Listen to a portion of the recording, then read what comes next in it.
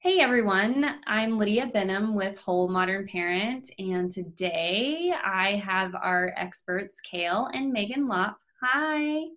Yay. Hi. They are joining us again to share some expertise with us around what everyone's parenting right now. Essentially, loaded. Big question. Yeah. Essentially, as Megan says, everyone's parenting something right now. It's not just our kids, it can be ourselves, it can be our relationships, it can be our foundations, it can be our goals, it can be a myriad of different things. And all of the noise and the schedules and the routines, we're all trying to figure out how to stay on track. And we have our experts, Cale and Megan, to give us some expertise advice on staying on track, right? Yeah. Sure. Yes. Learned in trial and error. Lots of trial and error. Yeah. So what are you guys working on right now? What are we not working on? We have. Yeah.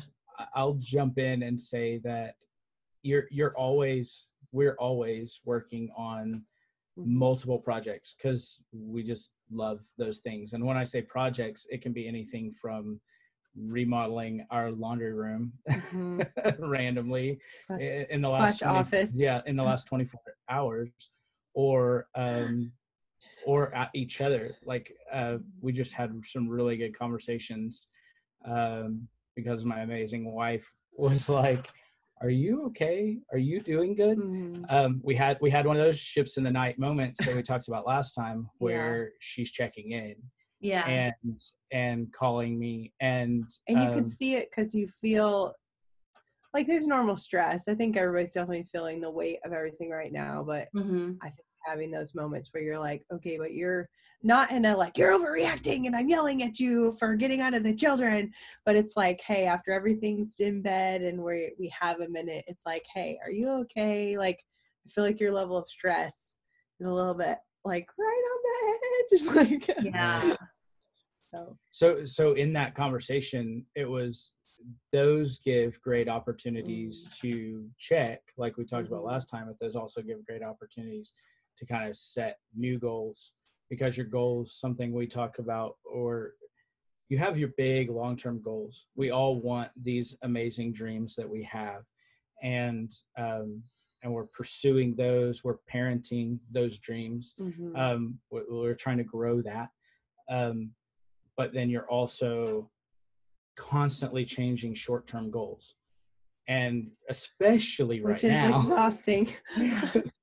Yeah, right. I mean, it's like right now I think, and they talk about this, it's like the you just burnout fatigue on decision making, and then burnout fatigue on adaptation, because everything's shifting. And that's essentially what you're saying, is we're having to shift our short-term goals right now.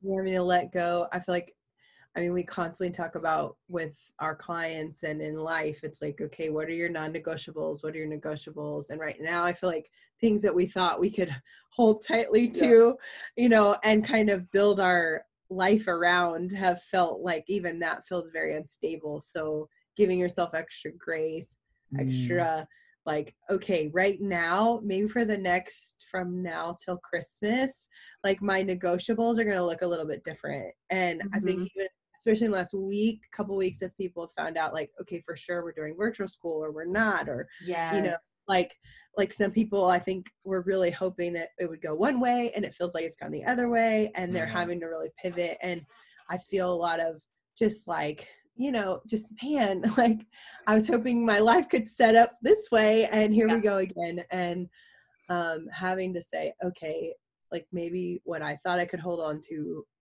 6 months ago is going to look different. So what can we hold on to now, even if that's for 4 months?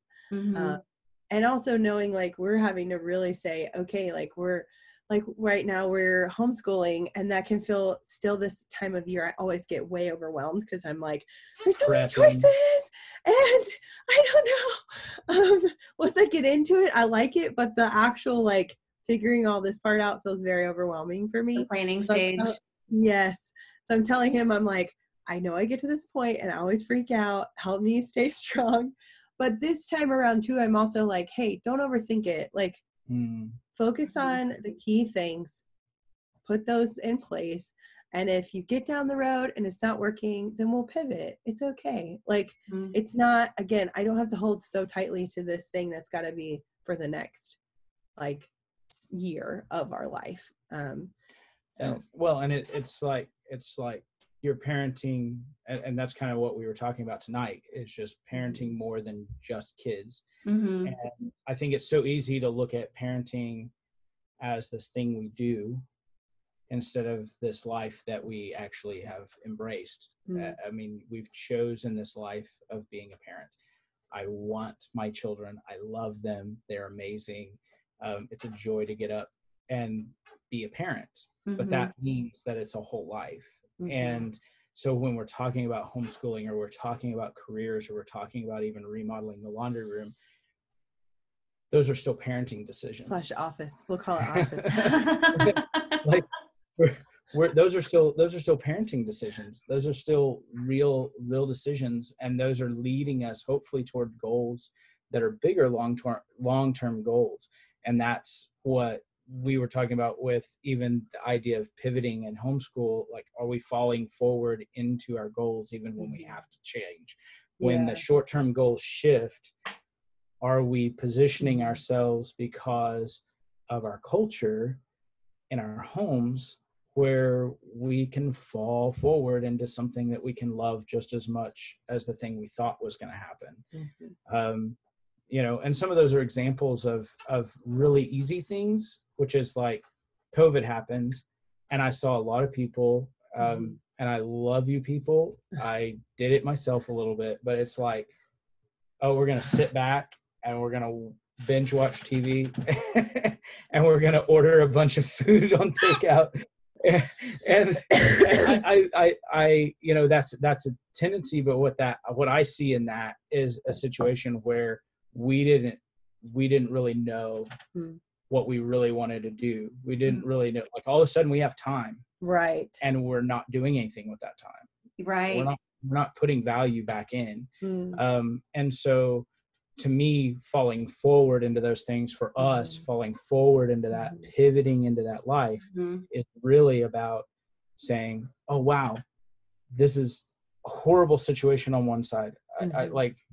I wish COVID never happened, but it is. And these short-term goals of what we're doing are changing immediately, like in hours time. Yes. We're going to build a treehouse with the kids. We're going to, how do we use the time? How do we pivot that into a parenting that grows us toward this goal of holistic family that live together, love together, play together, that. Well, and I love your terminology, falling forward, because I think that I think sometimes, especially as like parents and moms, it's like sometimes we need that permission to see things a little bit differently and like dive in. And I think the whole falling forward concept, it's an active term. It's not just like, okay, you're frozen in time because everyone's told you you're frozen in time, essentially, which is, I think, the initial responses to COVID. But I like that it's like, that's a proactive way of, okay, let's dive in. And then as far as you guys diving in together, I mean, what does that look like on a daily basis? Like, what I want to hear, like, what's it, like, you talk about the check-ins, like how does that conversation go? Are you like, Cale, are you good? Meg, I'm good. Is that it? Or is it like, is there a temperature gauge? Like, where? It's way more than that. You talk about your side of like what, because we've had these conversations before, when you're dealing with kids and you're working and you're being mom, like all the way. How do we come together on that? Like when there's those moments of struggle? Well, right now, I think because I don't have the out, like I stay home with the kids and I run the business from home and a homeschool, and I don't have the out that I used to have of just like our sitter the last 2 weeks had a kind of encounter with COVID, but it was like, I don't know, it's probably fine, but Yeah. we're getting ready to have our kid's birthday party, and like we just couldn't in good conscience like have her keep coming if we're going to have a few friends over. So having to be like, okay, then that means like I'm not gonna get, like typically I would get that time, that mental time to have a break. Like work for me is that mental mom break. For me, for other people it may be that, but a lot for of me, moms. yeah. And so I really love it. I couldn't do it all if I didn't really love it. And so having to say, okay, I don't have that freedom. Like I have some, because nap time I can get in a few hours, but it's still different because the kids are knocking, and then I just get angry. I used to get very angry. I've since then like learned to just, I get done when I get done, and it is what it is. But I also have to look at him and be like, hey, I need 2 hours to like dive into this, and I can't be every morning at 5 o'clock in the morning Meg's getting up for the next 2 weeks. Because I am starting, like I haven't been feeling great. So I'm also just allergies and snotty nose and all this stuff, and just trying to like be like, hey, I need to step back, take care of myself. That means right now I may not be able to like exercise the way I want to, but maybe healthy looks like just getting good sleep, drinking water, like slowing down, taking care of myself, because I can't control all these other factors, but I can do that. And then having to look at him and say, hey, okay, I need you like from after dinner till bedtime, like I need you to take the kids so I can pound out like 2 hours, and for my mental sanity. So I think that's, is what it's looked like the last few weeks. And also we've just been a lot, like we're always texting, or we do like voice chats a lot, where it's like, hey, because we're trying to like run our business, and then also just like we're also getting ready to build our house, like break ground on our house. So we've got like the biggest project of our life.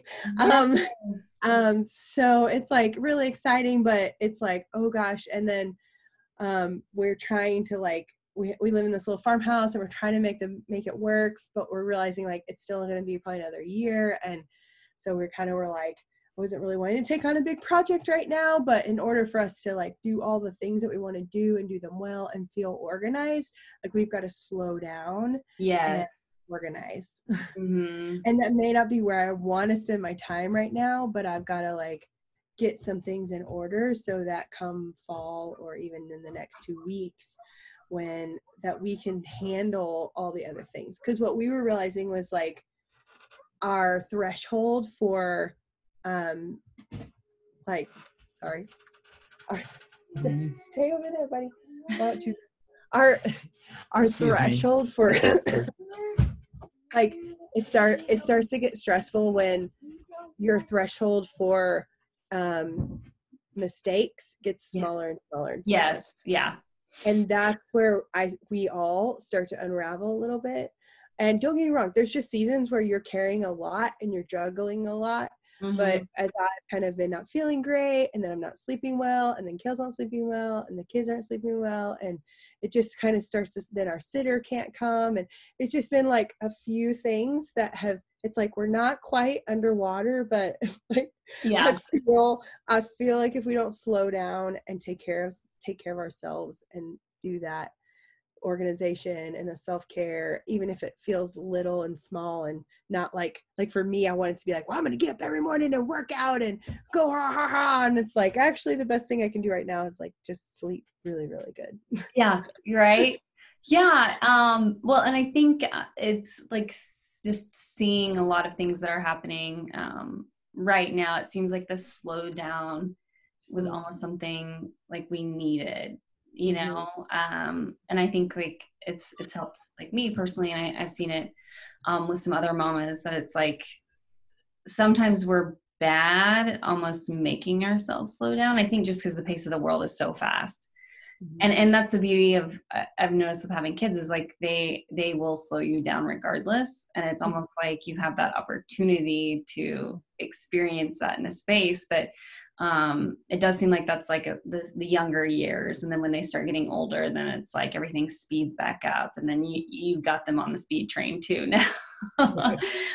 So it's harder to be intentional about it with them once you've kind of sped them up a little bit. But it does seem like right now, like it's about being intentional and taking the opportunity and seeing what you can do. So what's like your secret recipe between you two of deciding what you do in your slow down times, whether it's together? It sounds silly, but I think honestly, me recognizing like, I need this, and I need you to help me make space for it, and vice versa. Cause that goes both ways. Cause then he will run himself ragged trying to make me feel better. And then he's like done. Yeah. And then I'm like, well, what's the point? Like, great, you gave me all this time and space, but you're burnt out now, and that is not helping me. Like, because then you're coming home and you're at the kids, and you're supposed to come home and like bring peace. Yes. And instead you've brought in more stress, more tension. And so having like, I think number one is like you as an individual recognizing like, what are my needs? And obviously we all can't be completely selfish right now in this time either, but it's like, okay, hey, I need to get these one or two things off my list, and the rest, then I can be with you or be home or whatever that is. It's also I think it's also very much about building habits or building, it's not really habits, it's more like cues, because when we started, those check-ins and the stuff that we've talked about, the slowdown times, and those were very much in the early years of our marriage and early years of our family, first child parenting. It's like a lot of it's just sitting and hanging out, just being together. And now as life's gotten busier, there's not always that amount of time to just do. And so it's learning these cues. I mean, even what I had to just do now. Well, I think that's why I have to also be faster about saying, this is what I need. Right. And this is where I'm at, and being like recognizing that in myself and being honest and saying, hey, I may not get all of that, but if I can get 20 minutes or if you can help me get like literally looking at him and be like, hey, I need you to put the laundry in the, like, hey, can you switch it out for me? Like, for me, I'm like, it's sitting right there. Do you not see it? Sometimes, but it's like, he needs me to say, like, he's totally willing to help me, but it's like, he doesn't see it because he's not home all day with it. And I do. And I'm like, this is a mess. It's like, so me having to say, hey, will you help me get this thing done? And then I can be with you, and I'll be with you. Yeah. Well, those cues are also, cues are not just her telling me something, but they're also cues like, for example, what I just did, I had to leave and take care of a child. And it's like recognizing those moments of switch. Yeah. Oh, yes. Yeah. You're a team. You're a team. It's not, we can get very, very strict in our roles. Yeah. And that's dangerous that's in my opinion, because it's like, then you have blinders on, and it's like, I'm in my role. I'm being dad. This is dad role. I'm doing this, and mom's over here going, like I need some help, and you're like, but I'm in my role. Like I'm doing a good job. Like I'm doing good, and that's not going to work. That's not going to work long term. So working together is about, you don't have your role is every role. Yes. Yeah. Whether you're dad or mom. Yeah. And there are moments when I've got to be able to recognize without being told, because we've built those cues of it's time to step in here. And most of those happen, obviously I'm working through the day, so those happen in the evening. Like I come home, and it's my goal as a good partner to be on point and to recognize, like, I should be first line of defense. Meg has been first line of defense all day. I should be first line of defense from here out. Mm-hmm. And so, and I'm still working on that. I ain't perfect by any stretch of the imagination, but it's like, how am I stepping in and grabbing that moment with the kids and creating those moments, handling that parenting issue, or just having that time, like taking that time so that she can take that time in another way. Yeah. Right. And I think like the whole, like figuring out like when passing the baton is critical is something that we all struggle with. I think it's hard, and I think it's figuring out the cues, and I know we're still trying to figure it out, because you don't, you've got all these other things. You don't want to overstep bounds. You don't know. It's sometimes it's like when you're, when everyone's yelling, you can't like even like step back for a second to see what the need is.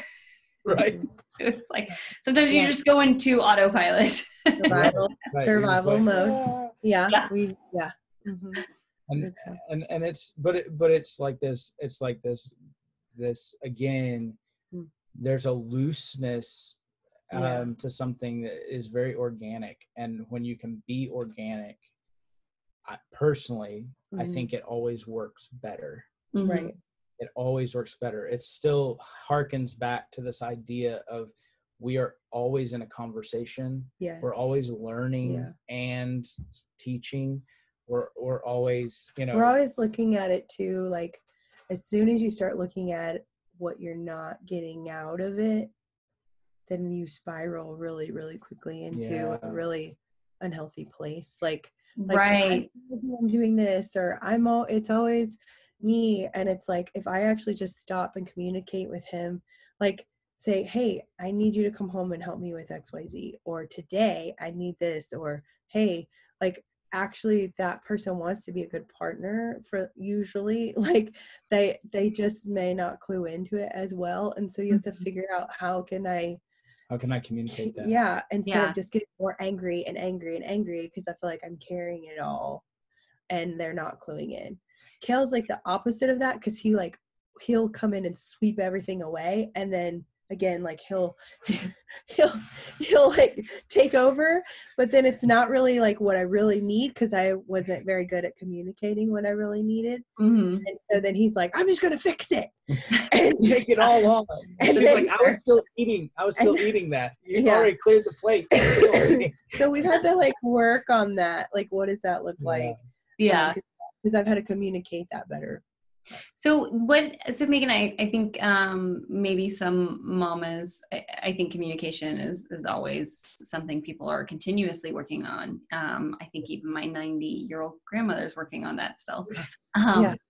But what would be your advice for helping other moms and dads kind of tap into communicating more? Like, is there something that, like, one small thing to help them kind of flex that muscle better? Gosh, okay, my head went to like 5 different things. Okay, or 5. I think, and I might have mentioned this before in the last episode, but I think really recognizing, like, okay, what are the 2 or 3 things that like every day like drive me crazy if they're not done. So like some people, it's like if there's dishes in the sink, like like if you can just help me get the dishes done every night, like the rest I can let go of. The house can be a complete disaster, but if you can just help me get this one thing done every night, then I can feel on top of it. I know for Cale and I, there was a season where it was like I was home all day with the babies, and so I would need him to come home and I'd be like, you handle bedtime, like I'm putting on my headphones. I will gladly clean up the kitchen in my own little world. Like, this is my away space. Yeah. We both podcasted. So like he would take the kids and do nighttime. And that was my breathing moment, my rest. But now, as the kids have gotten bigger and they're staying up later, you know, they're going to bed at like 8 o'clock, like on the dot. 7. And so now I'm like, heck no, because I'm in there cleaning up and they're all just like hanging out. And so recently I'm like, hey, let's all get done together so that we can all have a little bit of a mental break, even if that's watching a show together or, playing a game or whatever. So that has shifted, but having to recognize like the season we're in. So I think it's that. What were you going to say something? Well, I think that is a good point to make across the board, because it's also something that works in design. Like, if you can recognize your stress points in your home, like, does it drive you nuts about your house? Yeah. Those are great things to pivot on and really deal with, not only in your current home, but when you're working on a design for a new home or you're buying a new home. So when you start to deal with the stress points, you can really dial into what's problematic, whether it's this, like us, and what are the stress, what are the things I do that drive her nuts, what are the things she does that drive me nuts. Like, if we're not talking about that stuff, if we're just brush it under the rug, then it's gonna come out, it's guys. gonna You might as well like bring it up, or it's gonna come out in a way where it's not gonna be pretty. So buy 2 bottles of wine, bring it out. one day, buy 2 bottles of wine and just sit down and know you're gonna talk. And it's like, we're gonna work through this. So I think finding those stress points, because I would say the same thing. I mean, my points are different, but for me as the husband, it's like, and as a man, it's like, what are the things that I come home or I'm leaving? A lot of times for me, it's leaving. It's like, I need to get out the door. I'm trying to get out the door. And I don't have the time then. I'll spend all the time in the evening, but I don't have the time then to manage a situation usually. And so, like, Meg's really on point in the morning with the kids. I'm really on point in the evening. That works for us. That may not work for alternating. Yeah. And sometimes that means I have to get out of my headspace because I want to get up and work in the mornings because he's got the kids a little bit. And we just recently had a whole conversation where he's like, hey, I want to leave at 8. And I'm like, oh, I thought that meant I could be done at 8. And then I come out and I might make a little shake. And then, it was like 8:15, 8:30. And then he's feeling stressed. And he's like, hey, I need you to help me get out the door, like hugs and kisses with the kids, lunch in hand. And that, again, that's goes back to very like roles defining.